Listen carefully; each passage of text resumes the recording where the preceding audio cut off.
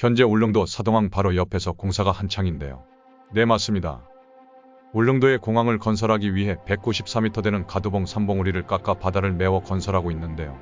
이 건설 방식은 우리나라 최초로 진행되는 건설 사업 방식이라고 합니다. 이 건설 방법을 진행하기 위해서는 깊은 바다를 메울 수 있는 많은 돌과 흙이 필요합니다.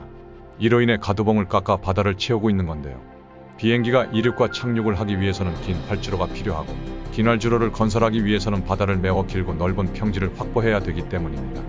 사선 매립 공사는 해저에 대형 세속을 깔아 지반을 보강하는 작업을 말하는데요. 울릉도 공항은 바다를 메워 활주로를 건설하는 것이 주요 공사이고, 해상 매립 포항 공사와 가두봉 절치 공사로 크게 나눠집니다. 현재 가두봉 해안에서 대형 콘크리트 구조물인 케이슨이 설치된 곳까지는 사석으로 연결하고, 사석이 케이슨까지 연결되면 울릉사동항 일제 단계 동방파제와 공항 건설 사석 사이를 가두봉을 절제한 사석으로 메우게 되는데요. 이때 해양 매립에 필요한 토사 915만 제곱미터는 인근 해발 194m 높이의 가두봉을 약 30개월이나 절취해서 확보를 하게 됩니다. 절취 방법은 제어 발파와 기계 굴착 방식을 병행하고, 낙석 방지, 비산먼지 저감을 위해 물대포 3대를 설치하는 등 해당 지역 민원 최소화를 위한 안전조치에도 만전을 기하고 있다고 하는데요. 가두봉 절취 작업이 마무리되면 매립 및 성토 작업이 이뤄지는데, 성토 작업은 동다짐과 층다짐, 과제성토 등 순으로 적용된다고 합니다. 이때 내부도로 과제성토는 1.5m 부분을 포장하고, 활주로 과제성토는 2m에서 최대 4.5m 높이를 적용해 잔류 침하를 최소화했다고 하는데요. 활주로 포장은 차단층 15cm, 배수층 15cm, 위에 시멘트 안정처리기층 15cm와 콘크리트 슬래브 30cm를 쌓고, 이 기층은 고내 구성과 내염해성이 우수한 콘크리트 포장으로 50년간 장기 수명도 가능하다고 합니다. 또한 가두봉을 깎아 만들기 때문에 현장에서 곧바로 사석으로 바다를 메울 수 있어 울릉도 공항 건설에 가속도가 붙을 수 있다고 합니다. 울릉도 공항 건설에서 가장 중요한 공정작업인 케이슨 30함 설치 작업을 올해 말 완료하면 활주로 및 에어사이드 등 울릉공항 전체 외곽에 윤곽이 드러날 전망입니다.